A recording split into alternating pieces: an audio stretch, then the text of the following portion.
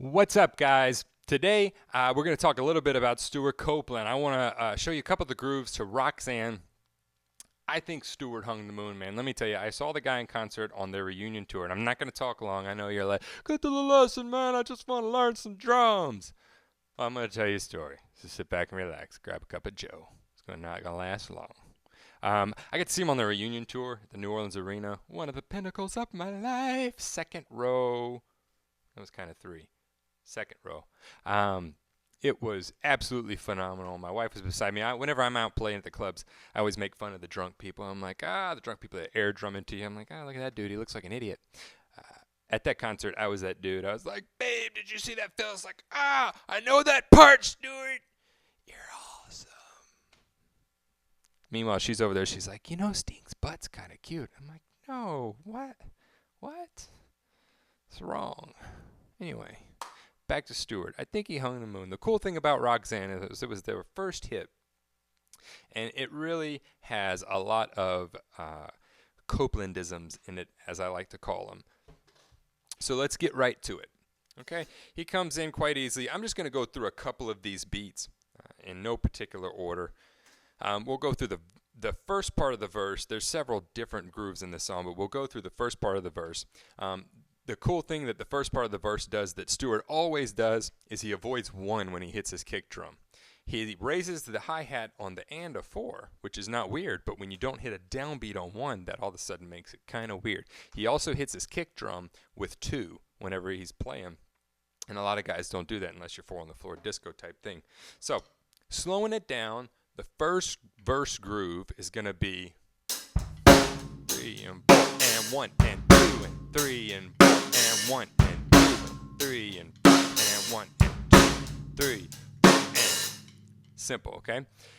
The fill he comes down is a very common fill that Stewart uses. He stops on 4 a lot.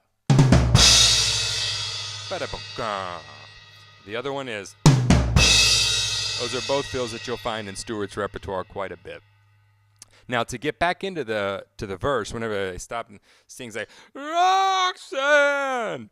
He does it just like that. Listen, he either does this little triplet grace note, so 1, 2, 3, 4, or he just lifts the hi-hat on 4, so 3, 4. And what makes that weird is there's no downbeat. And to our American minds, we're like, I need a downbeat. And that's what made his drumming so unique. It wasn't what Stewart put in there a lot of times. It was what he didn't put in there that made it so cool.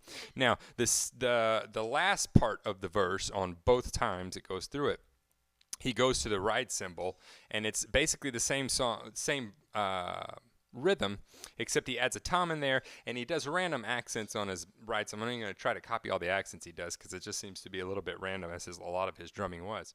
And he hits 4 and on the tom. Same beat, so rock. 3 and 4 and 1 and 2 and 3 and 4 and 1 and 2 and 3 and 4. Now that is another, I'll slow that down. 1 and 2 and 3 and 4 and 1 and 2 and 3 and 4 and he hits random accents on that bell. That's another Copelandism, is he uses the toms a lot within the groove to kind of accentuate it.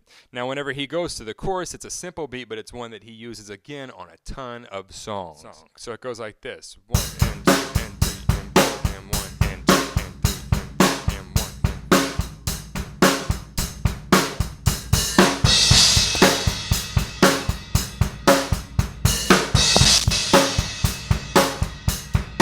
And then he goes back into that other groove, back to the verse. At the end, you'll see him go into another Copelandism again. I'm telling you, this song, the grooves he uses are over and over and over used in the Police repertoire. So he goes into, at the end, he goes into this 4 on the floor snare, alternating with the kick sum. So 1 and 2 and 3 and 4 and 1 and 2 and 3 and 4 and. Then he takes it to the floor tom, 1 and 3 on the floor tom, 2 and 4 on the snare. So it starts out, then goes to 1 and 2 and 3 and